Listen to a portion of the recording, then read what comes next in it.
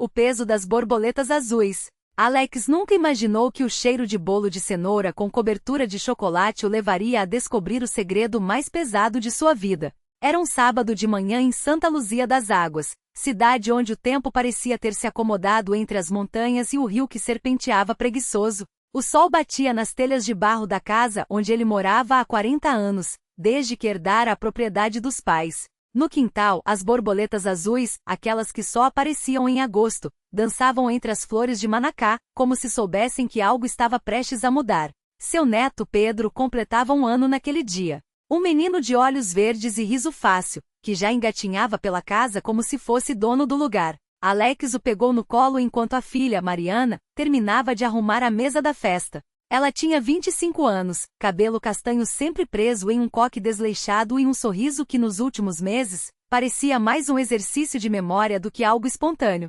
Papai, você pode buscar o bolo na padaria? Pediu Mariana, enxugando as mãos na toalha de mesa. A dona Jussara disse que ficaria pronto às 10. Alex assentiu, beijou a testa do neto e saiu. Caminhou pelas ruas de terra batida, cumprimentando os vizinhos, parando para conversar com seu João sobre a colheita de milho. Era um homem de rotinas, de pequenas alegrias, o café da manhã com pão caseiro, as tardes regando as plantas, as noites lendo jornais antigos no alpendre. Até que, ao passar pela praça central, viu algo que o fez parar bruscamente. Era um cartaz pregado no mural da igreja, meio escondido atrás de um anúncio de missa. Uma foto desbotada de Mariana, sorrindo, com um número de telefone rabiscado à caneta. Em letras miúdas lia-se: companhia discreta. Preço a combinar. O coração de Alex deu um salto, como se tivesse engolido uma pedra. Ele arrancou o cartaz com mãos trêmulas e guardou no bolso, sentindo o suor frio escorrer pelas costas. Não era possível. Não sou a Mariana. Mas quando voltou para casa com o bolo na mão e a mente em turbilhão, notou detalhes que antes passavam despercebidos. O cheque de aluguel da casa da frente, sempre pago em dia. Apesar de Mariana não ter emprego fixo, os vestidos novos que apareciam no armário, o perfume caro que ela usava nos últimos meses. E principalmente a maneira como evitava seu olhar quando ele perguntava como estavam as coisas. A festa transcorreu em um borrão de risos e abraços. Os parentes chegavam, elogiavam o bolo, faziam gracejos com o neto. Alex servia refrigerante e sorria, mas sua mente estava em outro lugar. Até que quando a última visita foi embora e Pedro já dormia no berço, ele encostou Mariana na parede da cozinha. O que é isso? Perguntou, jogando cartas amassados sobre a mesa. Mariana empalideceu. Por um segundo, Alex viu medo em seus olhos. Depois, uma resignação que o partiu ao meio. Papai, não é o que você está pensando. Ela começou, mas a voz falhou. Então me explica, pediu ele mais calmo do que se sentia.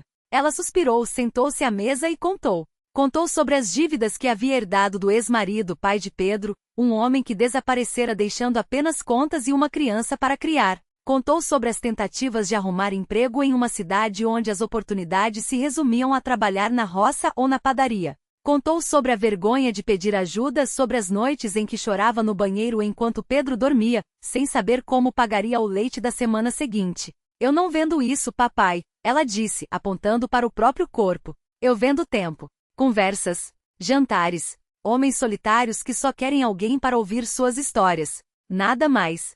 Alex sentou-se à sua frente, as mãos tremendo. Não era o que ele imaginara, mas ainda assim doía como uma faca. Por que você não me contou? Porque você já fez demais por mim, respondeu ela, os olhos brilhando. Porque eu não queria que você pensasse que falhei. Silêncio. O relógio da parede tic-tacava, marcando segundos de uma verdade que agora não podia mais ser ignorada. Naquela noite, Alex não dormiu. Ficou no alpendre, observando as borboletas azuis que mesmo à luz fraca da lua continuavam sua dança. E então, como um raio, uma ideia o atingiu. Na manhã seguinte, ele acordou Mariana cedo. Vamos dar um passeio, disse, com um sorriso que ela não via há meses. Eles pegaram o velho Fusca de Alex e dirigiram até a fazenda abandonada nos arredores da cidade, propriedade de um primo distante que morrera sem herdeiros. O lugar estava coberto de mato, mas a casa principal ainda estava de pé, sólida, com janelas grandes e um alpendre que dava vista para o vale. O que a gente está fazendo aqui? Perguntou Mariana, confusa. Alex tirou um envelope do bolso. Dentro, documentos amarelados. Isso aqui é seu agora, disse ele. Eu comprei há anos quando os preços estavam baixos. Sempre planejei te dar, mas nunca achei o momento certo. Mariana abriu a boca incrédula. Papai, eu não posso. Pode, interrompeu ele. E vai. Porque você vai transformar isso aqui no refúgio das borboletas. Ela franziu a testa. O quê? Um lugar para mulheres como você, explicou Alex, os olhos brilhando. Um espaço onde elas possam trabalhar, vender artesanato, dar aulas, fazer o que for preciso para se sustentar sem ter que vender nem mesmo um pedacinho da dignidade. Você vai gerenciar. Vai ser dona do próprio nariz. Mariana começou a chorar. Não eram lágrimas de tristeza, mas de algo mais profundo, mais doloroso, alívio. Nos meses seguintes, a fazenda foi reformada com a ajuda da comunidade. As mulheres da cidade doaram móveis, tecidos, sementes. Mariana, com a ajuda de Alex, criou um sistema de trocas. Quem não podia pagar em dinheiro pagava com trabalho. E assim o refúgio nasceu. No primeiro aniversário do lugar, Pedro, agora com 2 anos, correu entre as mesas cheias de bolos, artesanatos e risos. Alex observava tudo do alpendre com uma xícara de café na mão. Mariana se aproximou, apoiando a cabeça em seu ombro. Obrigada, sussurrou ela. Alex sorriu, olhando para as borboletas azuis que, como sempre, dançavam entre as flores. Não foi nada, filha, respondeu. Afinal, borboleta não nasceu para viver em gaiola. E pela primeira vez em muito tempo, ele sentiu que o mundo, mesmo com suas sombras, ainda tinha espaço para a luz. O vento trouxe um cheiro de terra molhada, como se a chuva tivesse passado por ali só para avisar que voltaria mais tarde. Alex sentia o peso da xícara entre os dedos, quente demais para segurar por muito tempo, mas ele não soltava. Era uma sensação estranha, essa de pertencer a um lugar sem precisar provar nada. Mariana respirou fundo, como se quisesse guardar aquele momento dentro do peito. Você acha que elas sabem? Perguntou ela, olhando para as mulheres que riam perto da horta. Sabem o quê? Que a gente tá inventando a vida enquanto ela acontece. Alex riu baixo, um som rouco que saía mais de dentro do que da garganta. Inventar é o que a gente faz de melhor, não é? Disse, e então apontou com o queixo para uma figura que acabará de chegar. Aliás, fala nisso. Era um homem alto, de chapéu gasto e botas cobertas de poeira.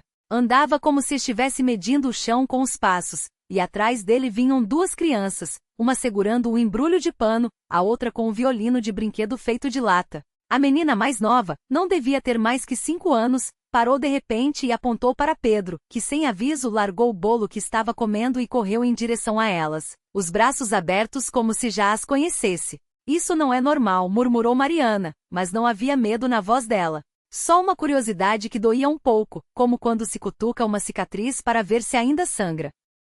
O homem tirou o chapéu e cumprimentou com a cabeça. Quando falou, sua voz era áspera, mas as palavras saíram alinhadas, como se tivessem sido ensaiadas no caminho.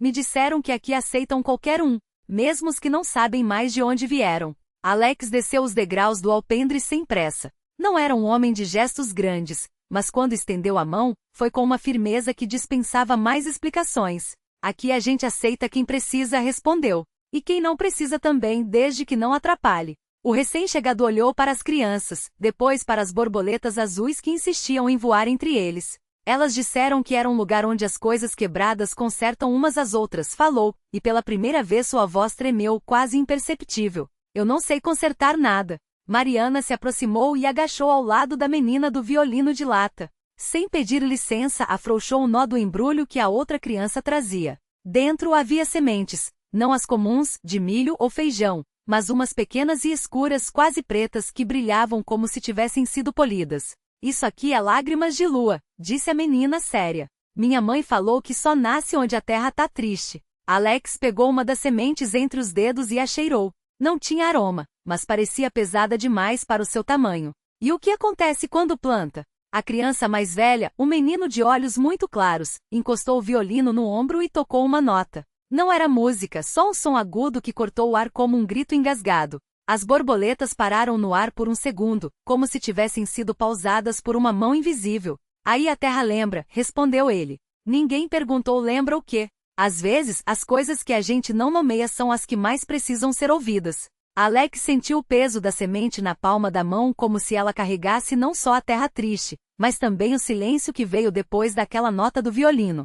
O menino de olhos claros baixou o arco, e as borboletas retomaram seu voo desengonçado, mas agora com um tremor diferente, como se tivessem esquecido como bater as asas direito. Vocês colhem isso aqui? Perguntou Alex, tentando disfarçar a estranheza que lhe subia pela garganta. A menina balançou a cabeça, e os cachos negros dela se mexeram como se fossem uma coisa viva. Não é para colher, é para devolver. Ela apontou para um buraco raso no chão, quase escondido pela grama alta. Dentro havia mais daquelas sementes pretas, espalhadas como se tivessem sido cuspidas para fora da terra. Algumas já estavam brotando, mas não com hastes verdes e sim com os filamentos finos quase transparentes, que se enrolavam uns nos outros como dedos buscando algo para segurar. A terra tá tentando costurar, disse o menino, passando os dedos pelas cordas do violino sem tocá-las. Cada lágrima de lua é um ponto. Alex se agachou, aproximando o rosto do buraco. Os filamentos estremeceram, como se sentissem sua respiração. Ele notou então que no fundo havia algo brilhando, não como metal, mas como água quando reflete o céu de lado. Uma poça? Não. Era maior, e não estava parada. Isso é um rio? Murmurou. A menina riu, um som que soou mais velho do que ela. Rio não. É o que sobrou quando o rio esqueceu o caminho.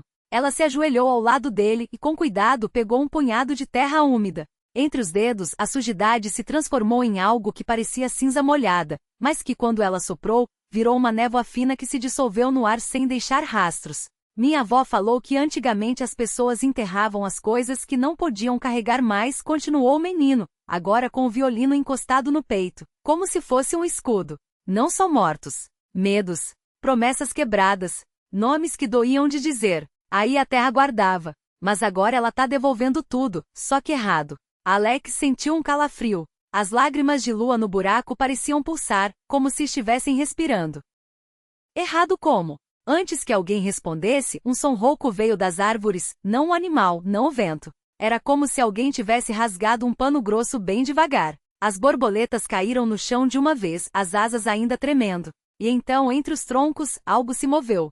Não era uma pessoa. Não era um bicho. Era uma sombra com a forma aproximada de um homem, mas feita de fios escuros que se desmanchavam e se refaziam, como se estivesse sendo tecida e desfeita ao mesmo tempo. E nos lugares onde deveria ter olhos, havia duas das lágrimas de lua brilhando. Ele tá procurando as costuras, sussurrou a menina, se levantando devagar. O menino ergueu o violino. Dessa vez, quando tocou, não foi uma nota só. Foi um acorde dissonante, que parecia arranhar o interior dos ossos de Alex. A sombra estranha parou. Os fios que a compunham se contorceram, como se estivessem com dor. A gente tem que ajudar a terra a esquecer de novo, disse o menino, sem tirar os olhos do que quer que fosse aquilo. Senão ela vai lembrar demais. E quando a terra lembra, ela chora. Foi então que Alex entendeu. As lágrimas de lua não eram sementes. Eram cicatrizes. E aquele buraco não era um plantio, era uma ferida aberta. E algo estava tentando fechar. A sombra estranha estremeceu, e por um instante, Alex viu não um emaranhado de fios, mas uma silhueta humana distorcida, como se alguém tivesse sido esticado e rasgado ao mesmo tempo. Os dedos do menino deslizaram pelo arco do violino, e o som que saiu não era mais dissonante, mas uma melodia que parecia desfiar o ar. As lágrimas de lua nas órbitas vazias da criatura pulsaram, e de dentro delas, algo escuro e viscoso começou a vazar, não como tinta, mas como memória. Ela tá tentando costurar o que não deveria ter sido aberto. A menina colocou a mão no ombro de Alex, e seus dedos estavam gelados, como se tivessem sido mergulhados em rio subterrâneo. Mas tem coisas que a terra esconde porque não aguenta carregar. Alex sentiu o chão tremer debaixo dos pés, não como um terremoto, mas como um suspiro profundo, daquele tipo que se solta depois de chorar até não ter mais lágrimas. A sombra estranha se encolheu, e os fios que a compunham começaram a se desprender, não como se estivessem se desintegrando, mas como se estivessem escolhendo se soltar. Um a um caíram no buraco e cada vez que um fio tocava a ferida, uma luz pálida, quase uma lembrança de luz, surgia por um segundo antes de apagar. O que é isso? Alex perguntou, a voz rouca. O menino baixou o violino, e pela primeira vez seus olhos, negros como poços sem fundo, encontraram os de Alex. É o que sobra quando alguém esquece de morrer direito. A menina se ajoelhou perto da borda do buraco e estendeu a mão. Dentro da ferida, algo brilhava fracamente, como um espelho quebrado refletindo a lua através da água suja. Ela tocou a superfície, e seus dedos afundaram levemente como em gelatina. Tem uma pessoa aqui, ela disse. Ou pelo menos, o que sobrou dela. Alex se aproximou apesar do medo que lhe subia pela garganta como bile. Dentro do buraco, entre as camadas de terra úmida e raízes retorcidas, havia uma forma humana deitada de lado, curvada como um feto. Não era um esqueleto. Não era carne. Era algo entre os dois, como se o corpo tivesse sido absorvido pela terra, mas a terra não soubesse bem o que fazer com ele. Quem? Alguém que a terra tentou engolir, mas não conseguiu digerir. O menino passou a mão pelo rosto, e por um instante, Alex jurou ver nele o rosto de um velho, cansado demais para ser criança. Acontece quando a morte vem errada. Quando a pessoa morre de um jeito que a terra não reconhece. A menina retirou a mão do buraco, e entre seus dedos pingava um líquido espesso, quase prateado. Isso aqui é o que resta do choro dela. Ela mostrou para Alex. Não é água. É saudade em forma de líquido. Alex sentiu o peso daquilo como se fosse uma pedra no peito. Não era medo. Era algo pior. Era reconhecimento. Ele conhecia aquela dor, aquele tipo de saudade que não tem nome, que não cabe em palavras. Era a mesma coisa que ele sentia quando pensava na mãe, nos silêncios que ela deixará para trás, nas perguntas que nunca mais teriam resposta. E agora? Ele perguntou, a voz quebrando. O menino olhou para o violino, como se a resposta estivesse nas suas cordas. Agora a gente ajuda a terra a terminar o que começou. Ele tocou uma nota longa, tão baixa que mais parecia um gemido. A sombra estranha, agora reduzida a alguns fios soltos, se mexeu pela última vez antes de desmanchar completamente como teia ao vento. E então, do fundo do buraco veio um som. Não era um choro. Não era um grito. Era um suspiro, aquele suspiro que se solta quando finalmente se entrega ao sono depois de uma noite inteira lutando contra pesadelos.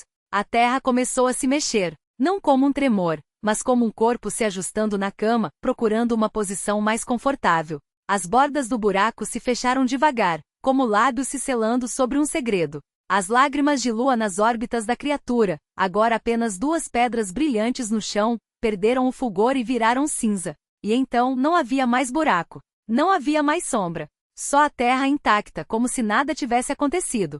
Exceto por uma coisa. Onde o corpo, ou o que quer que fosse aquilo, tinha estado, agora crescia algo. Não era uma planta. Era um fio. Um fio prateado, fino como cabelo, saindo do chão e se estendendo até a mão da menina, que o segurou com cuidado. Do outro lado, Alex viu que o fio continuava preso ao pulso do menino. O que é isso? Ele perguntou, embora já soubesse. A menina sorriu, e pela primeira vez, havia algo quase triste naquele sorriso. É o que sobra quando a gente ajuda a terra a esquecer. Ela puxou o fio levemente, e Alex viu que ele não se rompeu. Em vez disso, esticou como se fosse elástico, como se estivesse vivo. Toda vez que a gente faz isso, o menino disse, olhando para o próprio pulso, onde o fio se enroscava como uma pulseira, a gente fica um pouco mais preso. Preso ao quê? Os dois trocaram um olhar, e pela primeira vez Alex viu algo como medo nos olhos deles. Não medo dele. Medo por ele. A coisa que a terra não conseguiu engolir, a menina respondeu. E um dia, Alex, um dia, a gente vai ter que escolher. Chover começou a chover. Não era a água. Era aquelas lágrimas prateadas caindo devagar, como se o céu estivesse chorando ao contrário. E cada uma que tocava o chão não fazia barulho. Ela simples, desaparecia. Como se a terra estivesse finalmente bebendo suas próprias lágrimas. O fio e a memória da terra. Alex estendeu a mão e tocou uma das lágrimas prateadas antes que ela sumisse. Seus dedos formigaram, como se tivessem mergulhado em um rio de histórias esquecidas. De repente lembrou, não era a primeira vez que via aquelas lágrimas. Quando era pequeno, antes de os pais sumirem, ele as colhia em frascos de vidro, convencido de que eram pedaços de estrela. Mas as estrelas não choram. A terra sim. Vocês sabem o que são esses fios, não sabem? Perguntou voz rouca. São as veias dela. A terra não engoliu aquilo porque já estava cheia. Cheia de nós. A menina assentiu, os olhos brilhando com o mesmo prateado da chuva. Cada vez que a gente puxa o fio, a gente tá desfiando a memória dela. E quando não sobrar mais memória, ela vai esquecer que a gente existe. O menino segurou o pulso de Alex com força. Mas tem um jeito de devolver. Alex sentiu o fio em seu braço latejar, quente como sangue. Entendeu, não eram prisioneiros. Eram cúmplices. A terra não os prendia, ela os esperava.